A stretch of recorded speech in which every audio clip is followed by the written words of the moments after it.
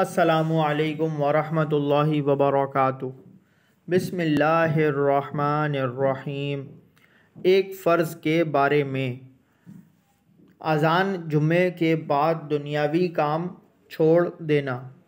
قرآن میں اللہ تعالیٰ فرماتا ہے، اے ایمان والوں، جمعے کے دن جب جمعے کی نماز کے لیے اذان دی جائے تو سب کے سب اللہ کے ذکر کی طرف دوڑ پڑو اور خرید و فروخت چھوڑ دو، یہ تمہارے لیے بہتر ہے اگر تم جانتے ہو۔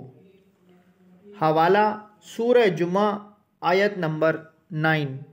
خلاصہ: جمعے کی اذان سننے کے بعد فوراً جمعے کے لیے نکلنے کی تیاری کرنا اور سارے دنیاوی کام کاج کا چھوڑنا ضروری ہے۔